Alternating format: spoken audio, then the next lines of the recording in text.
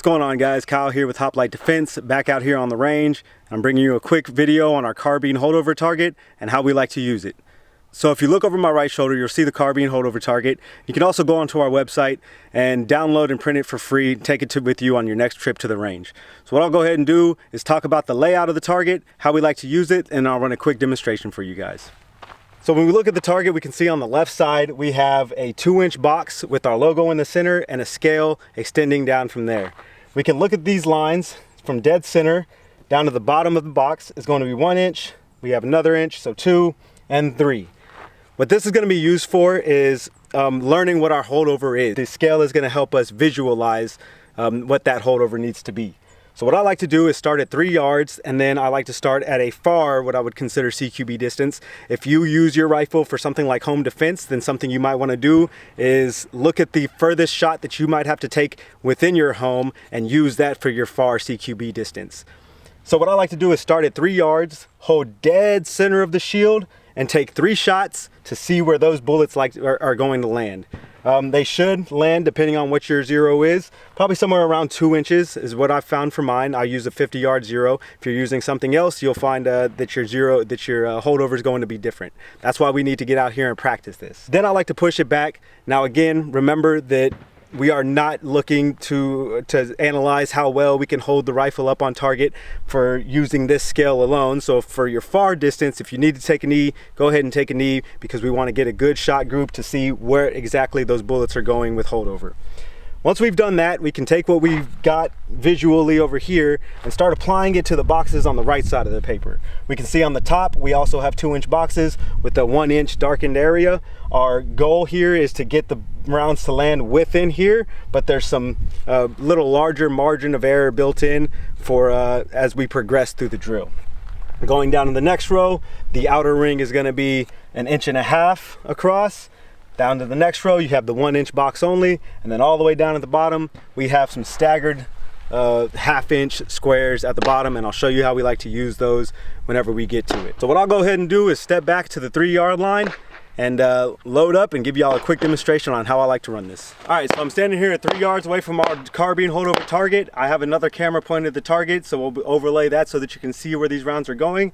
And I'm gonna hold dead center of that logo on that scale target to our left. Hold dead center and break 3 shots. See how it goes.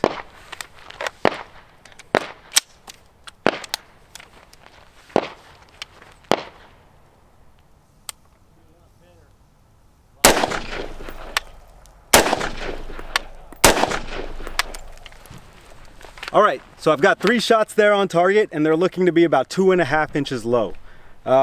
That should be about what we're looking at. I'm using a 50-yard zero, and my height of a bore should be around 2.6 inches. So at this distance, we should see that height of a bore almost exactly. So let's go ahead and step back to 15 yards. I'm gonna go ahead and take a knee, because remember, the point of this scale target is to see where our rounds are going, not how well we can hold that rifle in a very precise location. So let's step back to 15 and see how. All right, we're back at 15. We're gonna go ahead and take a knee and break 3 more rounds, aiming center mass of that target.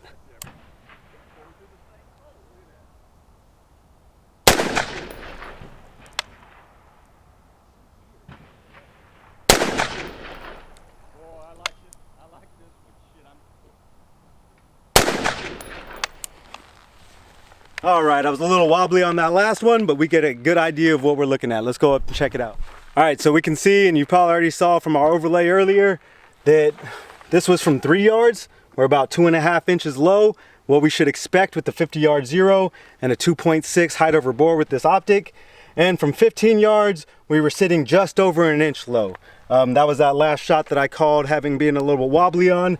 So now we can take what we learned from this. If we're anything between 3 and 15 yards, we can pretty much extrapolate what's going on between just over 1 inch, about 1 inch, and 2.5 inches, and utilize that holdover as needed. So now what we'll do is go ahead and step back to 3 yards again, and we're gonna do just this top row. We'll take 2 shots per. You can do 1. I know ammo's hard right now, but we'll start from the low ready or the high ready. We'll bring that gun up, present, apply our holdover this time. We're not aiming dead center, because if we will, we're going to be hitting down here in these targets. So we're going to be applying our holdover. I should be holding somewhere around here, about a 2.5 inch holdover. And we're going to break those shots and see if we can't keep them in the black. Let's see how that goes. All right, 3 yards, top row, dots 1 or squares 1 through 3, applying holdover.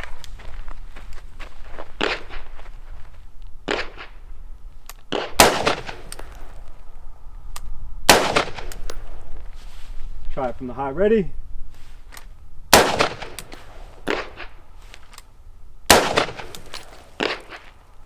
And box 3.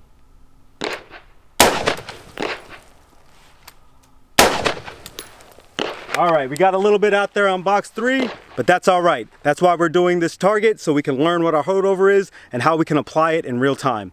One thing you can also do with this drill is start to move forward and back at different ranges as you go down or as you switch boxes. You can just move forward and back between 3, 15, 7. Just choose your distance, make yourself work and make yourself think, and apply that holdover. For now, for this demonstration, we'll just go ahead and stay at 3 yards for now. We're gonna go ahead and switch to our bottom row and apply that holdover.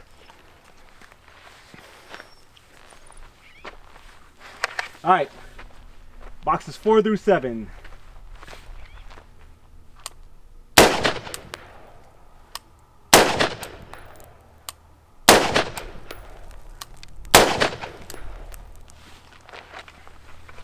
Good.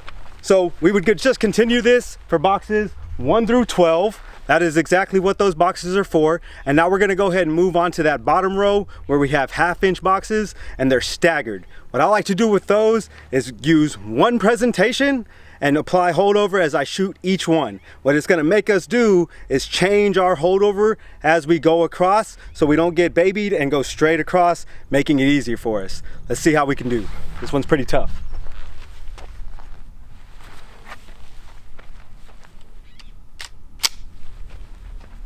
Boxes 13 through 19, stand by.